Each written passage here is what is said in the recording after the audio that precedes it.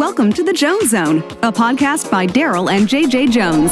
Hello, everybody. Welcome to another episode of the Jones Zone. Today, we're going to talk about title insurance. Our guest is Melissa Walker. She's been in the title industry for 25 years, and she's going to explain to us what the heck is title insurance. Title insurance, it's necessary. It's in every single transaction that we do. It ensures that the buyer is receiving clean and clear title when they purchase a property.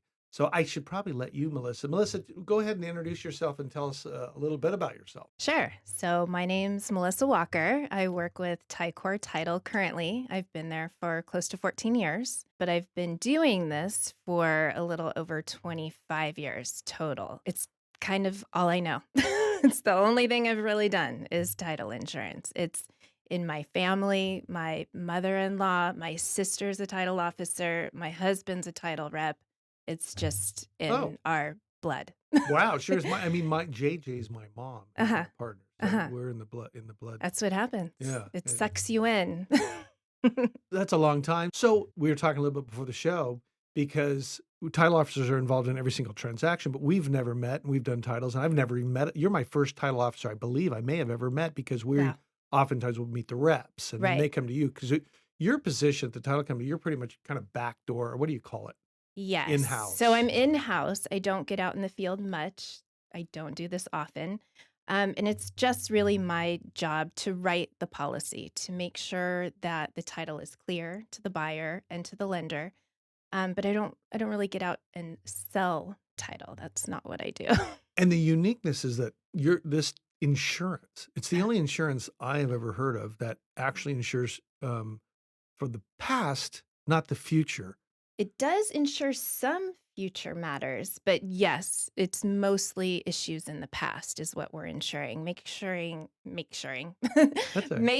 that title's clear, that any transfers that previously happened were done properly. Any loans that were previously on the property, they're paid off. They're no longer showing in title. That's what we do. Those of you that don't know or aren't 100% sure what title insurance is, it's basically... you explain. What is title insurance? Why do we need title insurance? So you need title insurance because you need to know that the person that's selling the property to you actually owns the property. That's what we're looking at, is that no one else can claim an interest in your property, that there's no liens or judgments, things like that, that might create a cloud on title. You want to know that you are getting free and clear title. Just like you wouldn't purchase a car without having the pink slip. You wouldn't purchase a home, your largest investment, without knowing that the seller actually owns the property. Give us an example. So you go back and you basically make sure that any liens are paid off, all the taxes are paid in full, there's no judgments against the property. Correct. So therefore, obviously a buyer wouldn't want to buy a property for $1 million and then owe an additional $100,000 all of a sudden. But that doesn't happen because of title insurance. Because of title insurance. It's really the only way to know that a thorough search has happened. You wouldn't just accept a piece of paper from any individual off the street claiming they owned a property. And that's really what a grant deed is without title insurance. It's a piece of paper. Well, explain the key differences between title insurance and other types of like home insurance and auto insurance. Yeah. So title insurance, we're insuring the ownership of the property, but it's just a one-time insurance policy that's issued. With homeowners insurance or auto insurance, you have to renew annually or biannually or whatever your policy calls for. Title insurance, it lasts the entire time you own the property. So, and it passes on to your heirs, you or your spouse divorce, it passes on to your spouse. If your title's held in your trust, passes on to your successor trustees. So it's the entire time you own your property. It's a one-time charge. One-time charge. At the time of purchase normally or refinance. Correct. You do it with refinances as well. I do both, yes. And when you purchase a property, typically you're buying with a new loan. So at that time, we would issue an owner's policy and a lender's policy. And so typically in a real estate transaction, the seller is responsible for purchasing the owner's policy because it's their responsibility to ensure clear title to the buyer.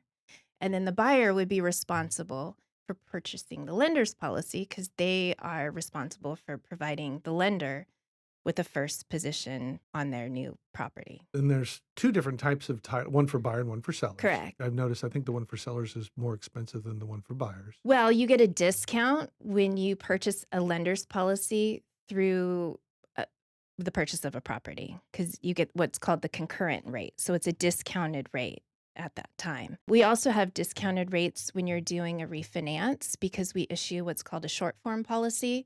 We don't do a full search of the property during a refinance. We don't show all the recorded CC&Rs or easements, things like that. The lender's not really concerned with those. They just want to know that their lien's in a first position.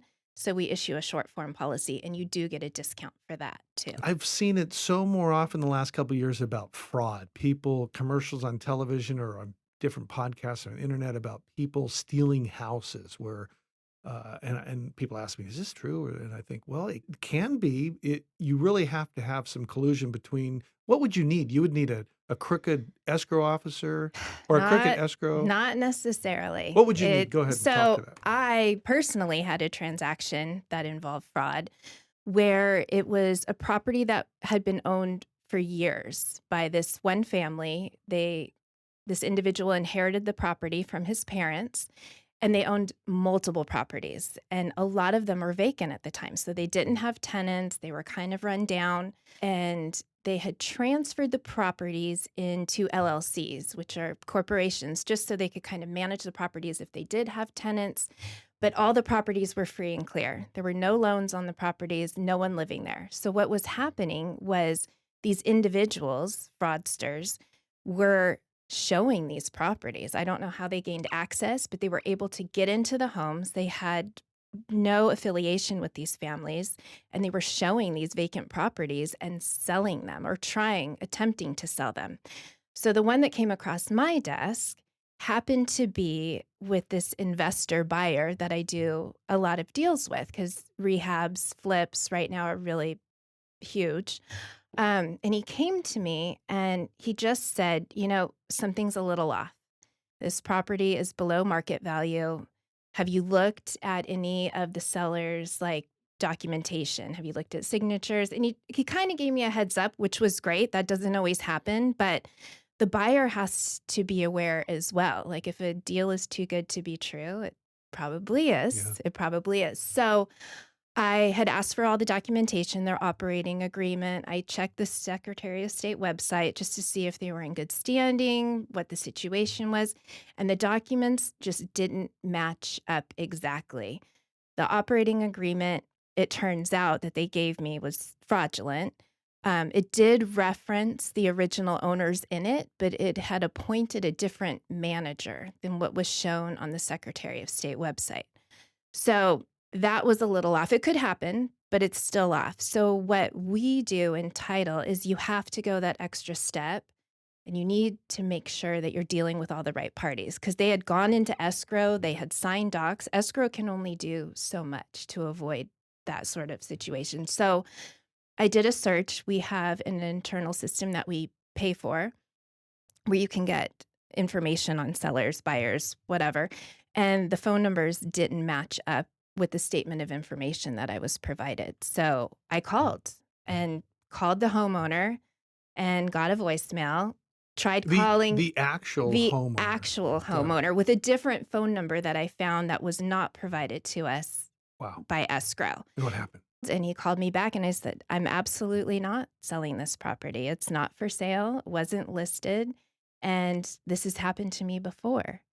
And so I actually ended up talking with his attorney, and the attorney on their own, not by my advice, they ended up putting like a deed of trust that encumbered all of the properties. So if it happened again, they would have to contact the attorney to get a release for that deed of trust because they were free and clear properties. Smart move. Yeah. I often, when we do an all cash transaction, whenever there's a loan involved, I don't necessarily get too worried about it because I know that the lender is the one that's really on top of it, also making sure in other words, they won't even make the loan unless they get this crystal clear title, and et cetera. Correct. And when it's all cash, is there any different? Do you treat those transactions any differently?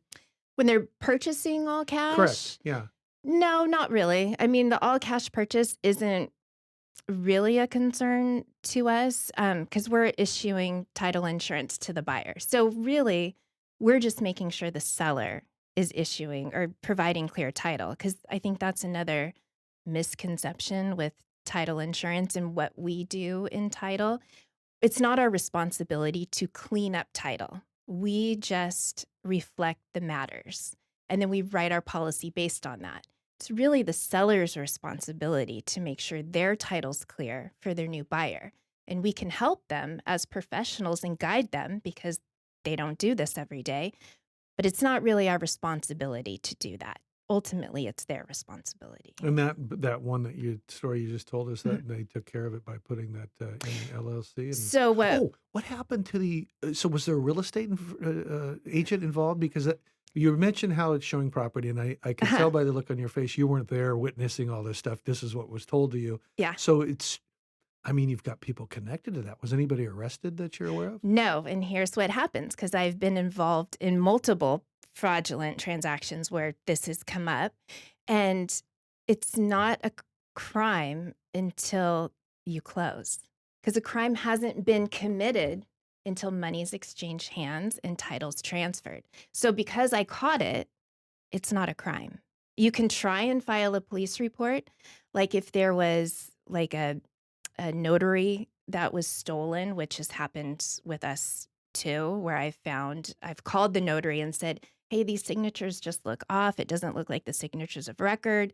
Can I verify? Can I get a copy of your ledger? And the notary said, I didn't do that signing. My stamp must have been stolen. So that happens more often than So you would think. that makes sense because when I've been asked that question, my first response is it's got to be impossible. Are you kidding me? But then I thought, well, I get it can be done, It can. but you need either a notary to be in on it, or you need to steal someone's notary Need to steal it. stamp. Yeah, notary stamp, or just not being knowledgeable. There's times, like for us, we deal with a lot of uninsured transfers. So we ask for affidavits, and we can get into that a little bit if you want. But we require that they sign in escrow or by an FNF or Fidelity approved notary, because we want to make sure that the notary that's doing the signing is knowledgeable and knows what to look for, because it's really easy to get fake identification. So- It happens all the time. So if they have a fake mustache and a fake nose and face glasses, what are the most common title defects or issues that your title searches or uncovers? Is there a So defects, that would be like loans that had maybe been paid off in the past but haven't been released. So we Often- need to address those. oftentimes the private loan? Private loans, yes. Or lines of credit. There was a big period of time where lines of credit were being what they believed were paid off. And then if you didn't sign a closure letter to pay it off, they remain open. And if those don't get released, they can be reopened at any time by that borrower and that lender. So we want to make sure those get released. So of you bring that record. to the attention of everybody, and then you tell the seller, look, you need to call your bank and close this account. Exactly. Yes. Yes. The great part is, as many problems that there are, there's also as many solutions. There's always a solution. There's always a way to close a deal. It's just how you get that done. So how does the title search process work? What are the different steps involved? Reviewing to prepare a title history. So or in a title. title search, you open up the order. Normally, once the contract's signed, escrow will open the order. And then our searching department goes through, they review the chain of title to see what is specifically recorded against the property. Who owns the property, open loans, any utility liens, things like that would be specific to the property. And then they also do what's called a general index search, which is a search against the individual's name, which is separate from the homeownership. The seller or the buyer? The seller. The Yeah. buyers we do a search on the buyers as well, but not as much attaches that would be recorded against the buyer because they don't own the property yet. Right. Liens don't attach until you actually come into title. So we run a search on the seller to see if there's any liens or judgments that are specific to the individual and not the property, because those liens and judgments attach to everything they own within that county. So if you have a giant federal tax lien or a child support lien, you live in Orange County, you own 5 houses, it attaches to all 5 of those homes until you pay it off. The government really has getting money They from us figured out. they are. They have it figured out. You have to jump from county to county. And isn't now, I'm remembering from my broker's exam 30 whatever years ago, or my test, and that only stays on for 10 years. They have to technically renew it, or has that changed? It depends. So, IRS liens, those are self-releasing, and the release dates are actually shown on those liens.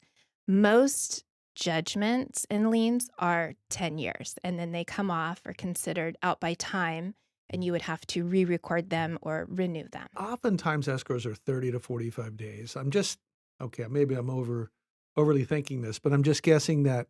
And then do something at the very end. I mean, for example, what prohibits opening escrow, bringing clear title, and maybe I'm being a little too cautious, I don't know. And then the last week it's an escrow, that seller goes out and gets a lien on the property or something, or is that just not even worth mentioning? I mean, it could happen, and so we would find that. Most likely. So what happens is we issue the title report. It goes out to escrow. If there are no issues that escrow sees, because we also, me as a title officer, I don't review the reports before they go out. They go out from our searching department, and that's just what our product is.